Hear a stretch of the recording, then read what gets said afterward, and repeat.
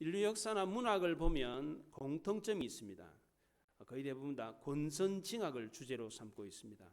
착한 것은 권장을 하고 악한 것은 징벌한다는 것이 문학이나 역사의 주제입니다.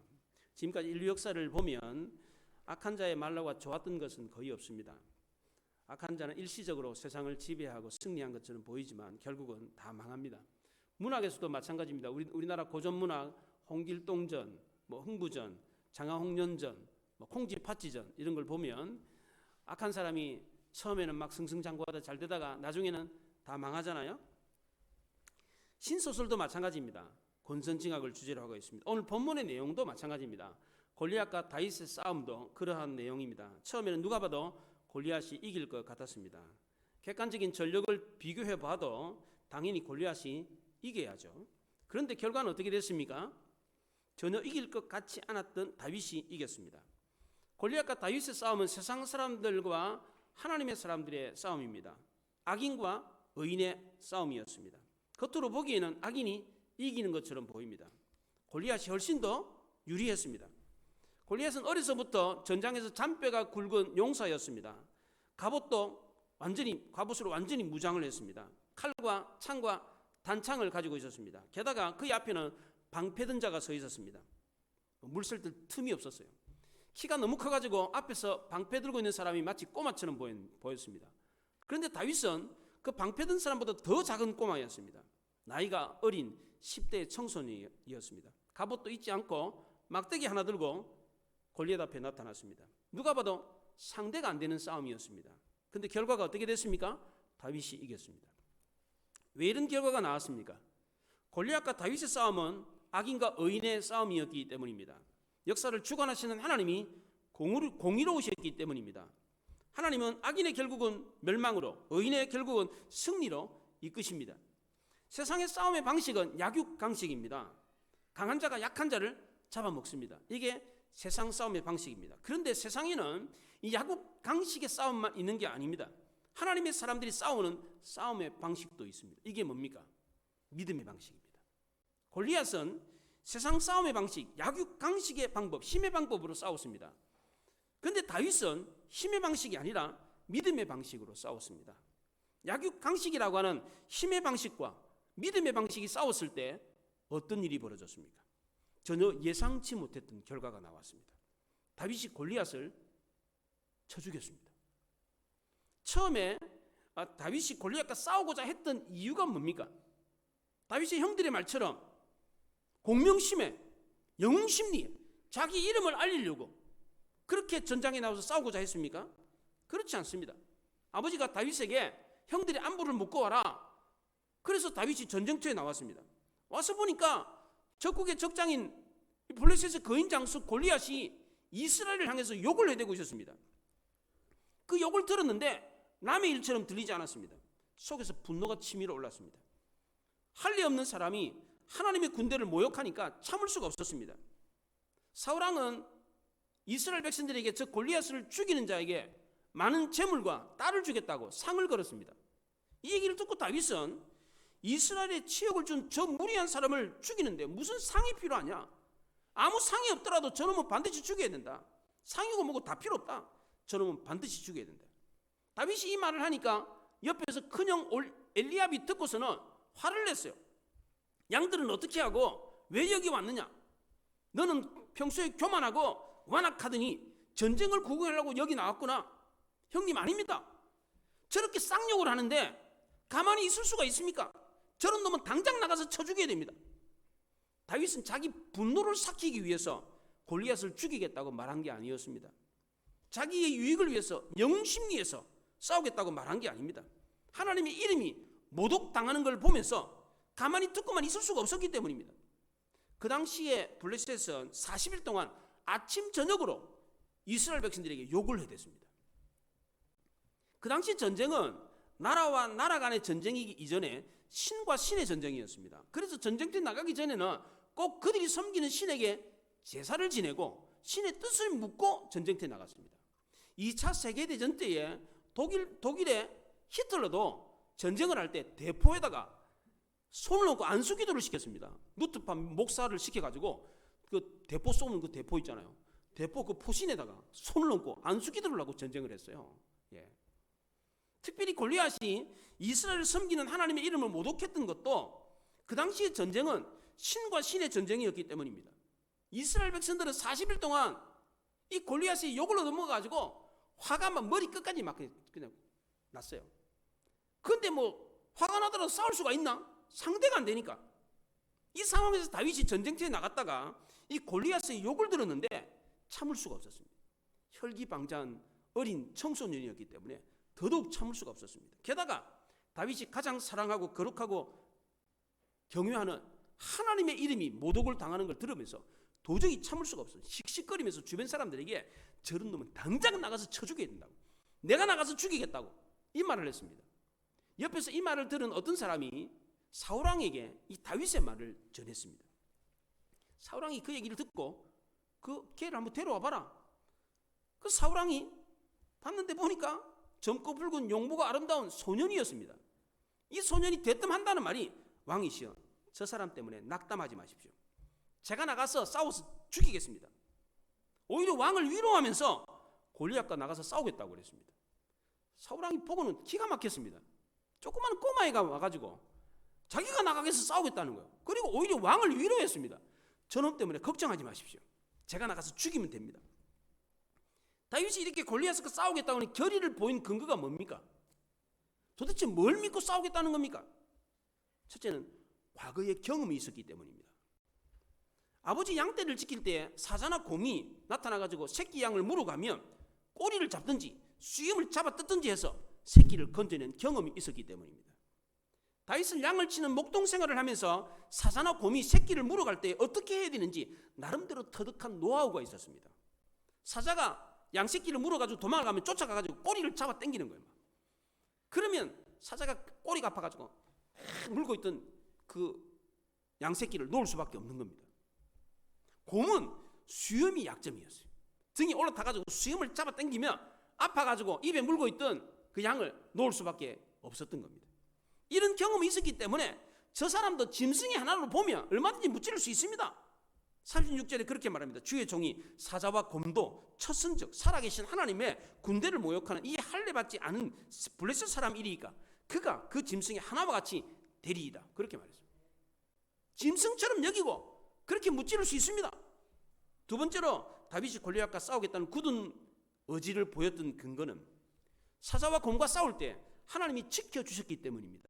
37절에 그렇게 말합니다. 다윗이 이르되 여호와께서 나를 사자의 발톱과 곰의 발톱에서 건져내셨은즉 그랬어요. 과거에 사자하고 곰과 싸울 때도 그 발톱에서 하나님이 건져주셨는데 이 사람의 손에서 건져내시지 않겠습니까? 다윗은 단순히 과거에 사자와 곰과 싸웠던 경험이 있었기 때문에 나가서 싸우겠다 그렇게 말한 게 아닙니다. 하나님에 대한 확실한 믿음이 있었기 때문입니다. 날카로운 이 짐승의 발톱에서도 건져줬는데 그 사람의 손에서 당연히 건져주시지. 그 더 무서운 그 짐승의 날카로운 그 발톱에서도 나를 건져줬는데 그 사람의 손에서 건져주시지 않겠습니까? 하나님에 대한 분명한 확신이 있었습니다.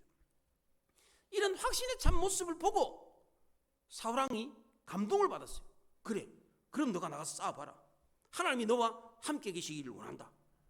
허락을 했습니다. 사울왕은 전쟁에 나갈 때 가장 중요한 것이 하나님이 함께 계셔야 된다는 것을 알고 있었습니다. 그래서 다윗을 전장에 보내면서 하나님이 너와 함께 계시기를 원한다 이러면서 축복하면서 다윗을 보냈습니다. 그런데 정작 자기는 자기가 싸워야 될 전쟁에 가장 중요한 것이 바로 하나님이 함께 하심이라는 것을 알지 못하고 나가서 어떻게 됐습니까? 비참하게 죽고 말았습니다. 다윗은 전장에 나갈 때 가장 중요한 것이 바로 뭔지 알았습니다. 그래서 45절에 이렇게 말합니다. 너는 칼과 창과 단창으로 내게 나오거니와 나는 만군의 하나님 여호와 이름으로 내게 나간다 이렇게 말했습니다. 골리앗은 칼과 창과 단창으로 무장하고 나왔습니다. 공격용 무기입니다. 게다가 골리앗은 철비늘 갑옷을 입었습니다. 머리에는 노투구를 쓰고 그리고 무릎에는 녹각반을 댔습니다. 무릎 보호대를 댔어요. 완전 무장을 했습니다. 게다가 골리앗 앞에 방패를 든 사람이 있었습니다. 이런 무시무시하고 막강한 이 강한 장수를 물리치려고 나왔던 다윗은 어떻습니까? 막대기하고 물매만 들고 하나님의 이름 믿고 나왔습니다. 무장한 것이 고삭, 막대기하고 물매가 전부였습니다. 칼도 화살도 뚫을 수 없는 갑옷을 입고 있는, 그리고 칼과 창과 단창을 메고 있는 이 골리앗을 어떻게 이깁니까? 객관적인 전력으로는 도저히 이길 수가 없습니다. 이스라엘이 내놓으라는 장수들도 상대가 안 됐습니다. 그래서 나서려고 하는 사람이 아무도 없었어요. 싸울 엄두를 못 냈습니다. 그런데 어린 꼬마 아이가 막대기 하나 들고 이 거인 장수와 싸우겠다고 나섰습니다. 이스라엘의 군사들도 다 알고 있었습니다. 아무도 상대가 안 된다는 것을 알았습니다. 그래서 함부로 아무도 나서는 사람이 없었습니다. 그러면 당사자인 다윗은 몰랐겠습니까?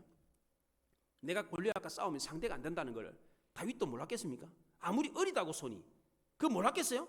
알았죠. 그런데 왜 이런 무모한 싸움을 싸우겠다고 합니까? 과거에 그런 상대와 싸워본 경험이 있었기 때문입니다.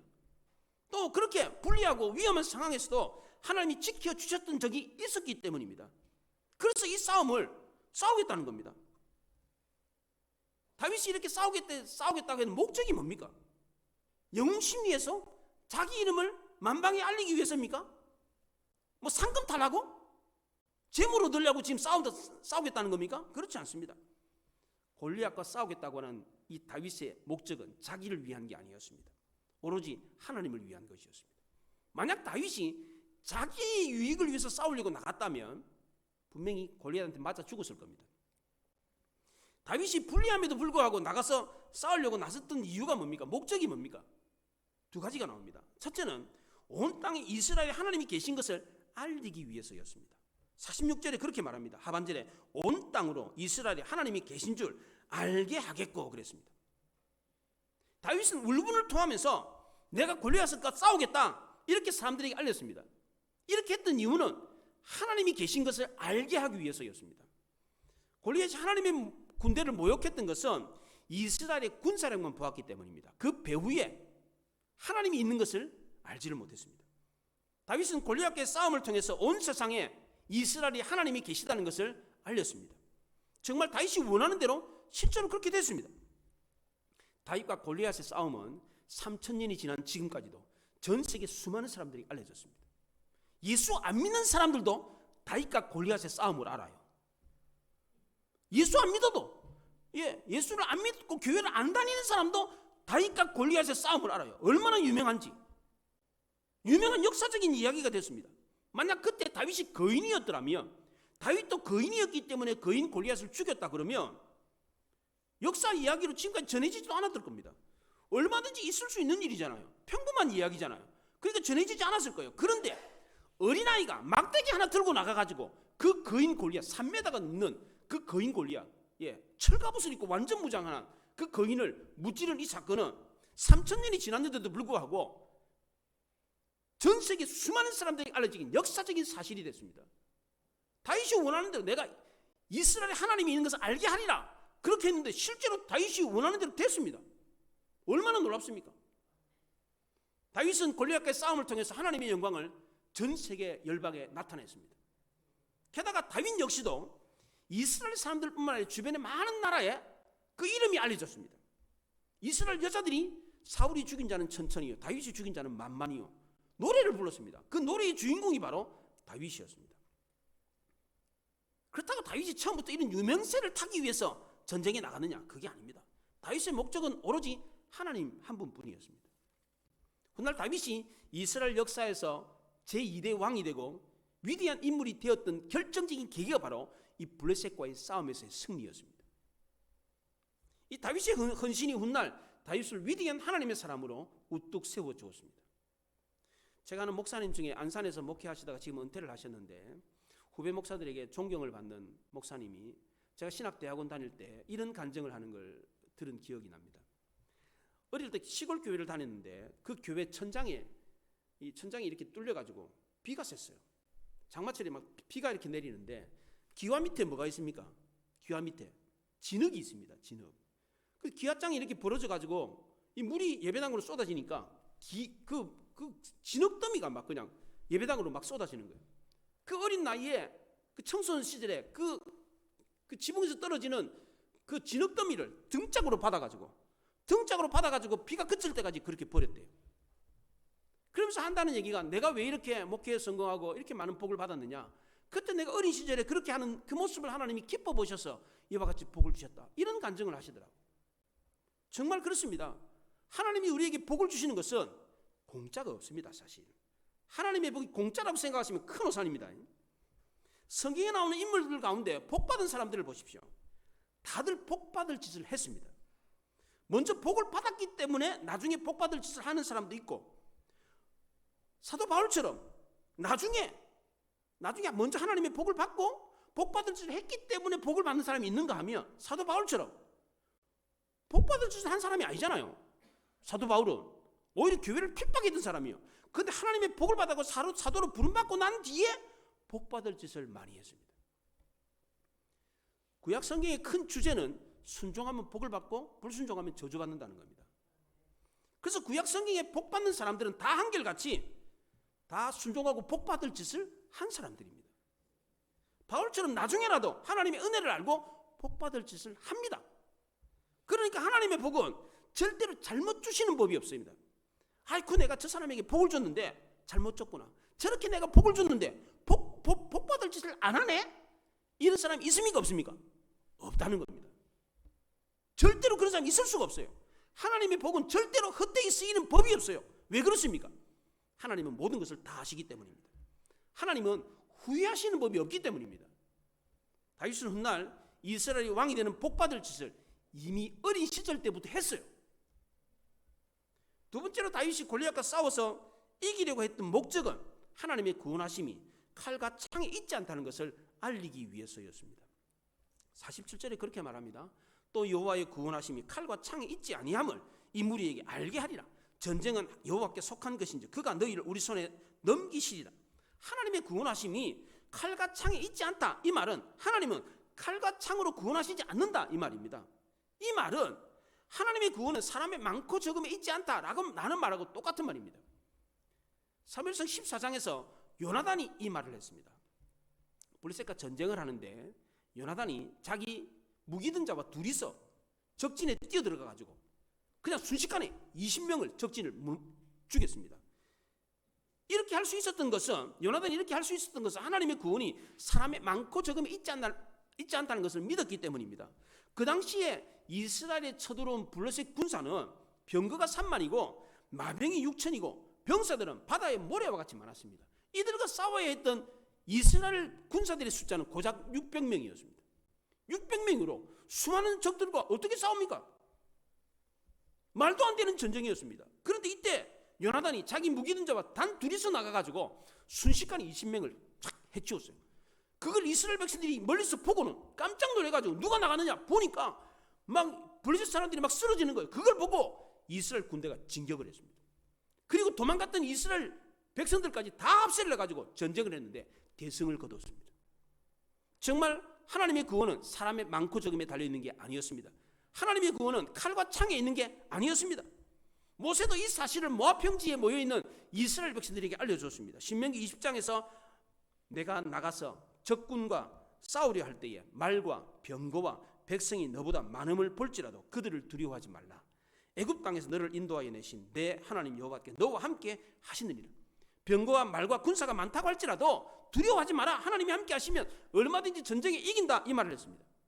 사울왕도 이 사실을 알고 있었습니다. 그래서 전쟁에 나가는 다윗에게 하나님이 너와 함께 하시기를 원한다. 이렇게 말을 해줬습니다. 그럼 알면 뭐합니까? 자기는 지켰습니까? 전쟁에 나갈 때 가장 중요한 게 하나님이 함께 하시는 거다. 이걸 알았습니다. 알면 뭐예요? 자기 삶에 적용을 안 했어요. 믿고 실천을 안 했어요. 아무 소용이 없었습니다. 우리도 그렇지 않습니까? 하나님이 우리와 함께 하시면 어떤 싸움이든지 다 이길 수가 있습니다. 그런데 우리는 어떻습니까? 아주 조그마한 싸움에도 벌벌벌 떨어요. 아이고 이거 안 되면 어떡하지? 아 이거 열이 나는데 아픈데 어떡하지? 돈이 없는데 어떡하지? 몸이 아픈데 무슨 병이라도 걸린 거 아닌가? 걱정이 태산입니다. 잠을 이루지를 못합니다. 신경쇠약이 걸리고 노이로증에 걸려요. 하나님이 우리 함께 하시면 뭐든지 이길 수 있다. 이걸 믿어야 돼요. 그리고 우리 삶 속에 적용할 수 있어야 돼요. 다윗은 실제로 이 약속의 말씀을 증명해 보였습니다. 하나님의 구원이 칼과 창에 있는 게 아니다. 이 사실을 하나님을 함께 하신다. 이걸 믿으면 어떤 사람인지 어떤 적인지 이길 수 있다. 이걸 증명해 보였습니다. 우리도 요나단처럼 다윗처럼 모세처럼 우리 삶 속에 이 약속의 말씀을 적용할 수 있기를 바랍니다. 그렇다면 하나님이 나와 함께 하신다는 이 사실을 믿고 구체적으로 어떻게 하면 골리앗을 이길 수 있습니까? 다윗이 골리앗과 싸워서 이길 수 있었던 비결이 뭡니까? 첫째는 하나님이 이기게 하셨던 과거를 기억했기 때문입니다. 과거에 다윗은 양치기 목동이었습니다. 양을 칠 때 사자나 곰이 양들을 공격해서 새끼를 물어가면 따라가가지고 쳐 죽이고 새끼를 건져냈습니다. 35절에 그렇게 말합니다. 내가 따라가서 그것을 치고 그 입에서 새끼를 건져내었고 그것이 일어나 나를 해하고자 하면 내가 그 수염을 잡고 그것을 쳐 죽였나이다. 다윗이 이렇게 할 수 있었던 것은 싸움을 잘했기 때문에, 돌팔매질을 잘했기 때문에, 물매를 잘 던지기 때문에 그게 아닙니다. 하나님이 사자와 곰의 그 발톱에서 나를 건져주셨기 때문이다. 그렇게 말을 했습니다.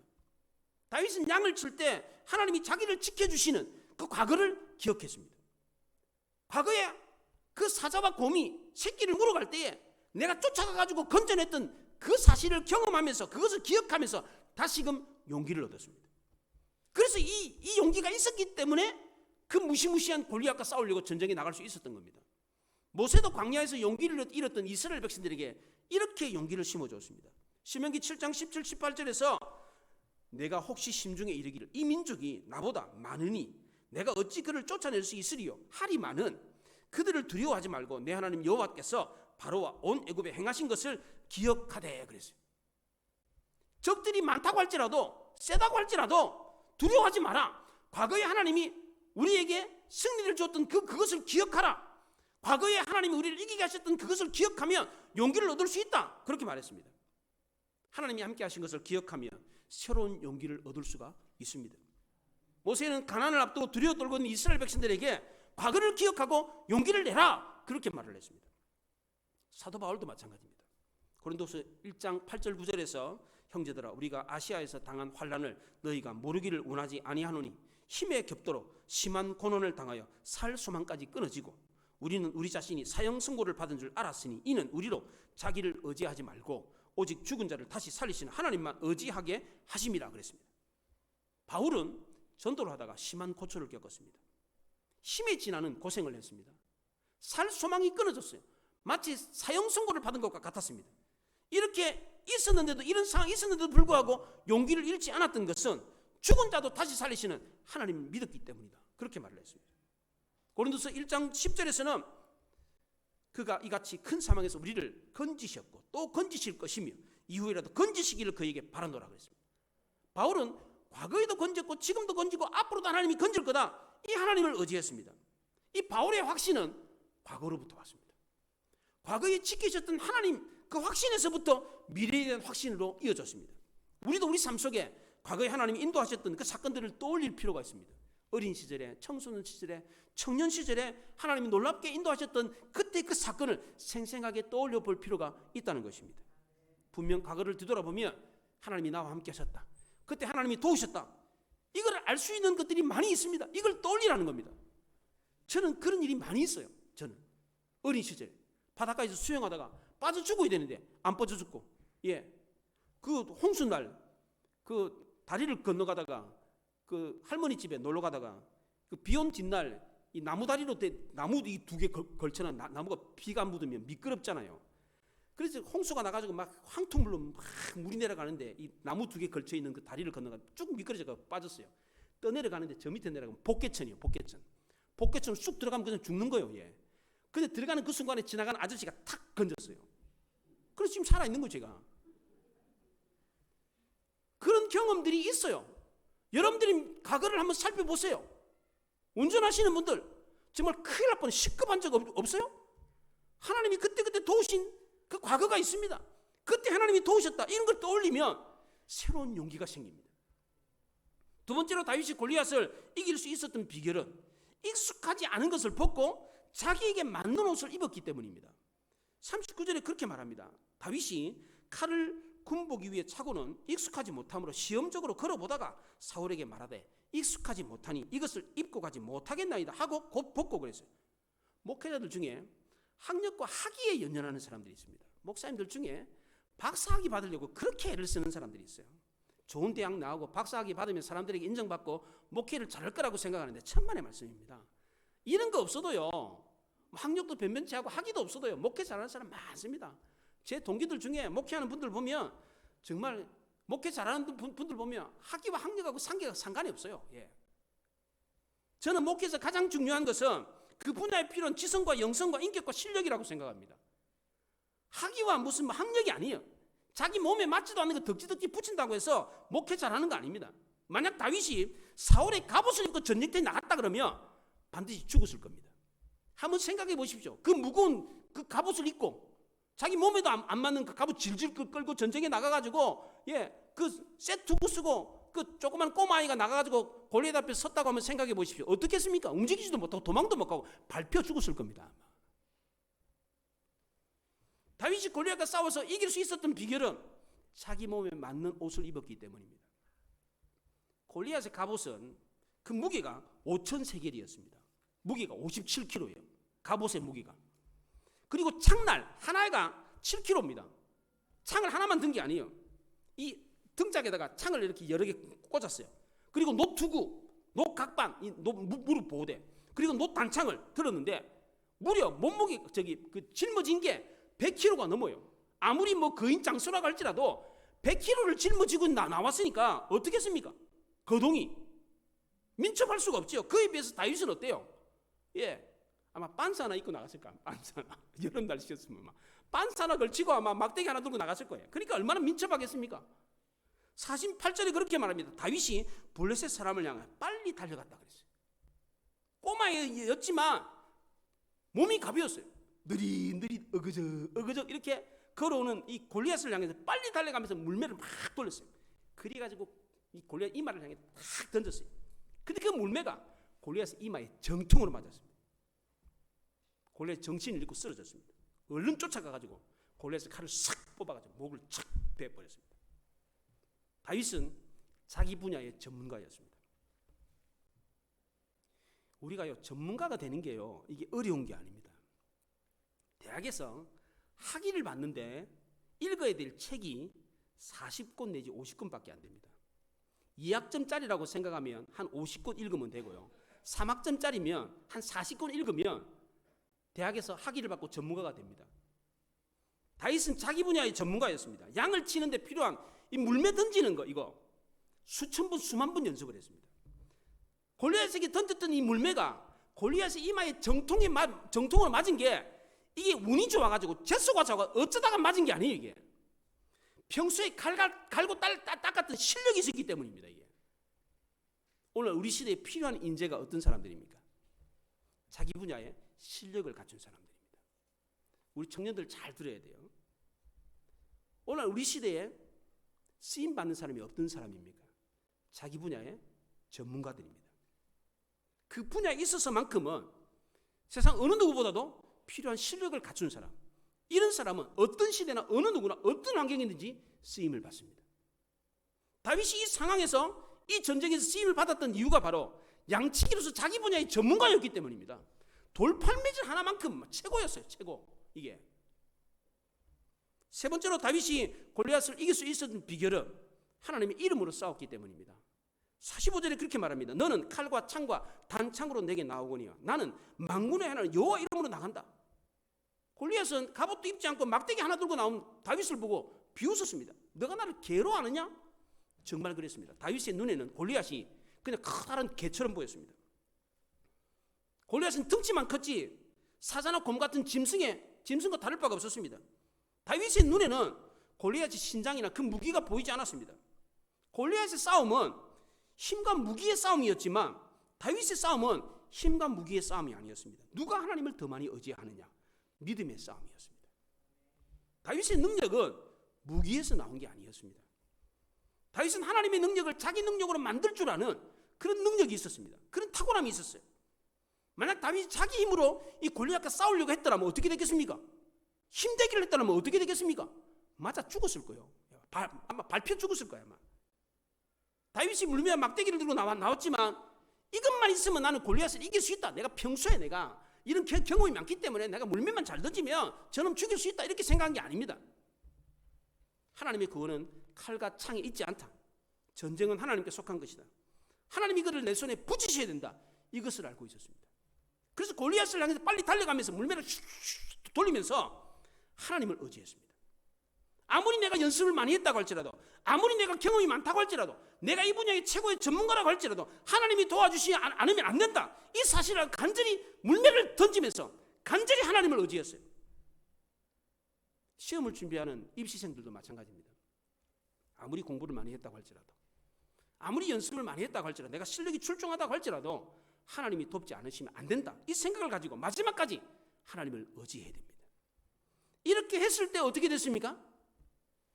다윗이 던진 물매가 골리앗의 이마에 정통으로 맞았습니다. 하나님이 정통으로 맞췄다는 것을 확인시켜주기 위해서 이 골리앗에 맞은 이 물매가 이게 맞고 툭 떨어진 게 아니고 이마에 박혔어요. 이마에. 얼마나 세게 던졌으면 이 물매가 팍 하고 던졌는데 이마에 박혀버렸어요. 하나님이 던진 것을 정확하게, 내가 맞췄다는 것을 정확하게 알려주기 위해서 하나님 이마에 박아버렸어요. 이 골리앗이 쓰러져가지고 목이 베지는 걸 보면서 블레셋 사람들이 기겁을 했어요. 아무도 골리앗이 질 거라고 생각을 안 했는데 힘 한번 써보지 못하고 쓰러지는 이 골리앗을 보면서 블레셋 군사들은 혼비백산이 돼가지고 도망가기 시작했습니다. 이스라엘 군사들은 마치 댐에 둑이 터진 것처럼 블레셋 사람들을 쫓아가면서 막 그냥 집어삼켜버리죠. 아무도 이 기세를 막을 수가 없었습니다.